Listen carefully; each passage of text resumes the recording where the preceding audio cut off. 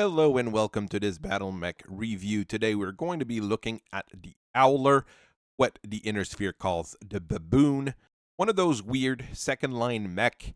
We talked about the Kodiak recently, which is one of the best known one and most well regarded one, while the Howler has a lot of problems, let's say. This is a machine that was first seen in the second line units of Clan Jade Falcon in the Inner Sphere, but it doesn't come from Clan Jade Falcon. So let's get into it. Clan Fire Mandrill is not one of those clans that we know a whole lot about, mostly because they haven't been around this part. We have heard of things like Clan Lion, Clan Goliath Scorpion, things like these, since even though they didn't have direct contact with us, at least during the invasion, they kind of messed around and got found out in a way. Clan Fire Mandrill were mostly busy fighting each other in clan space, and this is probably what led to their downfall more than anything else. They're also the butt of most of the jokes from most clan originating employees and Mechwarriors we have around here, mostly because of that, because they couldn't control themselves in fighting. They were one of the original clans, and they stuck around for quite a while, even though they had a lot of issues internally. They were around until the War of Reaving basically took them out in 3073, with a lot of their kindras, which were individual chapters, let's say, of the clan, were either absorbed or exterminated by the other clans. In the long run here, you can really say that they were the Free World League of the clans, getting into it with each other more than anybody else. The Howler was designed as a totem mech for Clan Fire Mandrill, and it's on really the low end of the spectrum at 20 tons. It has an endosteel skeleton and 3 tons of ferrofibrous armor, which is okay on a 20-ton mech, especially since the good clan kind of ferrofibrous. But in the end, it's not the toughest, the fastest, or the most agile. It still uses a 140 power plant to get a speed of about 120 kilometers per hour. It's decent enough. You're going to be able to dodge things fairly well, but it's slower than a standard scout like the Locust, as an example.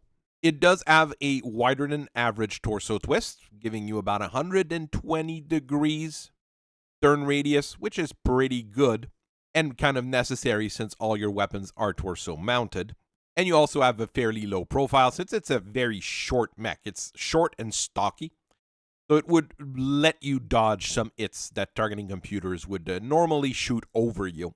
As far as weapons, it's rather limited, but it's an okay setup, let's say, for a 20-ton mech with 3 5-rack LRMs with 3 tons of ammo. So you can have plenty of specialty ammos loaded in.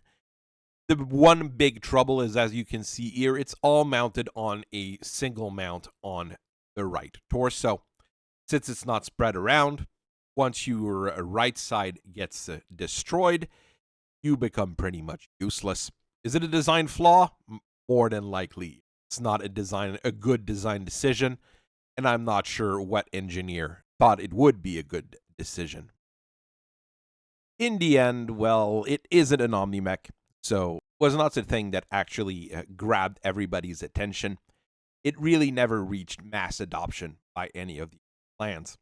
Clan Jade Falcon is really the only modern clan who still manufactures the Howler, and it's been used in large amount in their garrison Totem, mostly because they won the design after a trial of possession a long time ago, where they got a factory for the damn thing. Clan Snow Raven also use some of the marks, but they prefer to use their own version of the design. They've got a redesign of it, basically.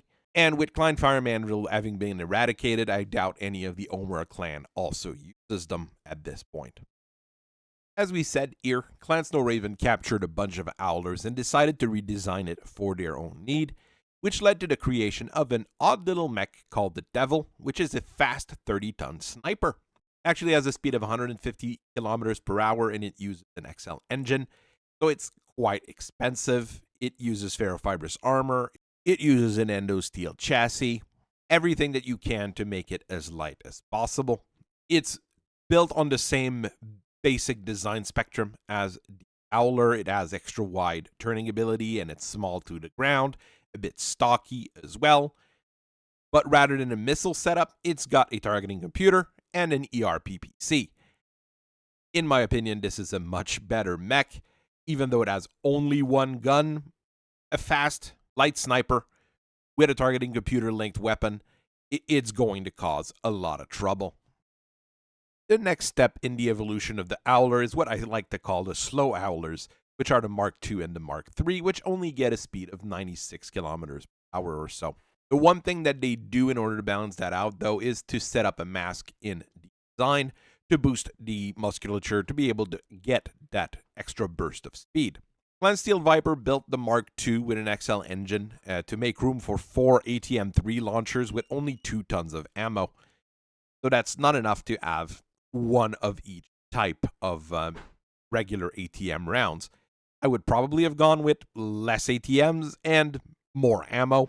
Then again, I'm not a Landsteel Viper designer, and it's not a design that's really around a whole lot. Clan Snow Raven also grabbed some of those Mark IIs, and they did a revision to their Devil mech by sticking an ERPPC in the targeting computer on an Howler, so making a smaller version of the Devil, which is not as good in my opinion. Clan Jade Falcon, as they're one of the people still mass-producing the design, made their own version with the Mark IV, which is generally used as a trainer mech for their Sibcos. As a trainer, it is a little bit more limited, but what it does is take out 2 of those LRM racks and 2 tons of ammo, and they stick 7 jump jets on it to be able to bounce 210 meters, and just sticking a little bit more ferrofibrous on there to make sure the cadet doesn't kill himself doing something stupid. It really increases the mobility of the machine, but I mean, just a single LRM-5 with 1 ton of ammo, you are not going to be doing anything fancy with that kind of mech, and it really doesn't work in any military capacity, basically. You're going to be using it for trainers. You might be using it, let's say, as a backup unit if you're having to load up a dropship or something like that. Since the design is ANS and everything, you can use it for that. You can teach the cadets how to jump. You can teach the cadets how to move, which is the important bit, because afterwards you're going to be sticking them in those iron sparrows that you've been building in mass quantities and that are crazy fragile. So hopefully the pilot doesn't kill himself in the iron sparrow either. Your next 2 designs and your next 2 marks come from Clan Jade Falcon again. They're the ones making new models, and they're really meant to be close support units. The Mark V is probably one of the more dangerous ones, replacing the LRMs with 3 ER medium lasers in each side torso. So it turns the Howler into a fast skirmisher. It's pretty nasty. It overeats like crazy, like everything that packs a large number of ER medium lasers. Maybe they could have put 2 on each side and extra heat sinks to pad it out. But it's the kind of thing that'll get in the back of a larger mech and just melt it in a single glorious burst before being taken out. The Mark VI is another weird one. It uses an experimental mech turret, so it can turn the where the missiles are going to go, and uses a pair of SRM-6 with 2 tons of case-protected ammo. Is the case 2, so when the ammo gets it actually blows out the back rather than blowing your entire mech up. The fact that it has a mech turret on a mech that can already turn 120 degrees on its torso means you basically have an unlimited range on that particular set of turret, but it's still 2 weapons mounted on the same side, so you're still losing on that. So did FRR do anything with those designs? I'll be honest, we haven't really touched the Howler a whole lot. I've messed around and put 3 4-tube SRM2s instead of the 3-5 rack LRM to give it a lot of short-range punch, but that was a one-time kind of deal. I have some people asking, like, well, can you take those LRMs and stick them somewhere else? It requires a lot of work and a lot of redesign here.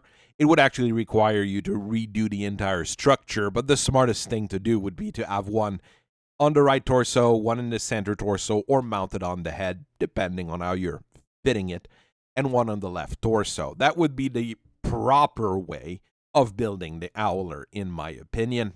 mean, we're always looking for new designs and new things to work on and license around here.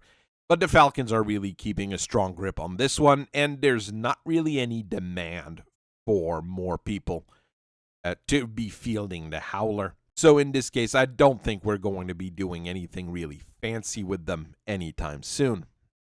When we look at some of the lightest mechs, most of people will be ignoring them unless they're a pure scout like the Mongoose or the Locust, or if they're strange skirmisher that add a one single victorious battle which scares everybody. There's of course the really odd designs like some of the versions of the Fire Moth, which are devastating, but most of the time when you look at a 20 or a 25-ton mech, they have very specific roles, and people buy them because, well, they're the things that are there, that are being built, and they figure out a way to use them. The Howler is fairly cheap, it is super easy to produce, and effective enough that it should be on the radar of more military officers and especially militia people. With 3 tons of ammo, you can load all sorts of things on there, including tear gas, smoke, different things you could use to control population. So it's not a bad design per se for that, but the fact that it's almost an exclusively Falcon design nowadays kind of relegates it to a more military and a crazy batshit role. Nowadays, though, with the Falcon being allied with Clan Wolf and the renewed Clan Smoke Jaguar, we might start seeing more Howlers spread out to other Toman just because of that, especially if Smoke Jaguar needs to build up a force of light mechs. They might just buy off a bunch of Howlers or be given a whole bunch of Howlers by Clan Jade Falcon as they're phasing them out to be replaced by Iron Sparrows. So I thank you for listening to me for so long. I hope you guys have a very nice rest of your day, and I'll see you guys later. Bye-bye.